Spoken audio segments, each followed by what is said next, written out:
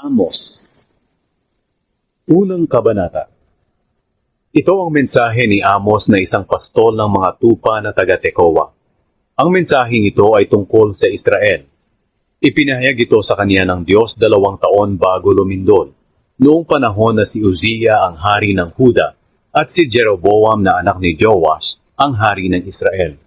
Sinabi ni Amos, "Umaatungal ang Panginoon mula sa Zion. Dumadagundong ang tinig niya mula sa Jerusalem. Dahil dito natutuyo ang mga pastulan ng mga pastol at nalalanta ang mga tanim sa tuktok ng bundok ng Carmel." Ang parusa sa bansang Syria. Ito ang sinasabi ng Panginoon tungkol sa Syria.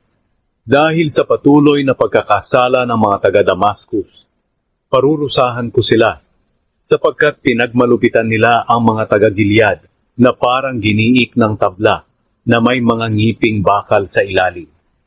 Kaya susunugin ko ang palasyo ni Haring Hazael at ang matitibay na bahagi ng Damascus na ipinagawa ng anak niyang si Haring Ben-Hadad.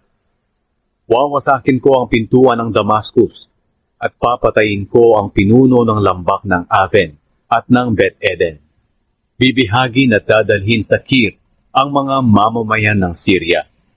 Ako ang Panginoon ang nagsasabi nito. Ang parusa sa bansang Filistia. Ito ang sinasabi ng Panginoon tungkol sa Filistia. Dahil sa patuloy na pagkakasala ng mga taga-Gaza, parurusahan ko sila, sapagkat binihag nila ang lahat ng naninirahan sa mga bayan at ipinagbili bilang mga alipin sa Edom.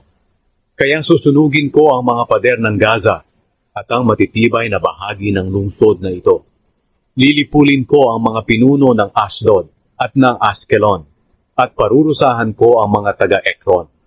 At ang mga Filisteyong makakatakas sa parusa ay mamamatay din. Ako, ang Panginoong Diyos, ang nagsasabi nito. Ang parusa sa bansang Tyre. Ito ang sinasabi ng Panginoon tungkol sa Tyre. Dahil sa patuloy na pagkakasala ng mga taga-Tyre, parurusahan ko sila, sapagkat ipinagbili nila ang lahat ng naninirahan sa mga bayan bilang mga alipin sa Edom. Hindi nila sinunod ang kanilang kasunduang pangkapatiran sa mga mamamayan ito, kaya susunugin ko ang mga pader ng Tyre at ang matitibay na bahagi ng lungsod nito. Ang parusa sa bansang Edom. Ito ang sinasabi ng Panginoon tungkol sa Edom.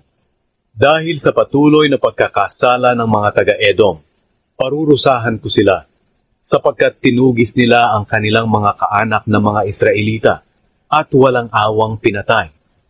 Hinding-hindi mawawala ang kanilang galit sa mga Israelita. Kaya susunugin ko ang Teman at ang matitibay na bahagi ng Bozra. Ang parusa sa bansang Amon. Ito ang sinasabi ng Panginoon tungkol sa Amon. Dahil sa patuloy na pagkakasala ng mga taga-Amon, parurusahan ko sila, sapagkat nilaslas nila ang tiyan ng mga buntis sa Gilead nang salakayin nila ito, upang mapalawak ang kanilang lupain. Kaya susunugin ko ang mga pader ng Raba at ang matitibay na bahagi ng lungsod na ito habang nagsisigawan ang mga kaaway na sumasalakay sa kanila na parang umuugong na bagyo. At bibihagin ang hari ng Amon, gayon din ang kanyang mga opisyal. Ako ang Panginoon ang nagsasabi nito.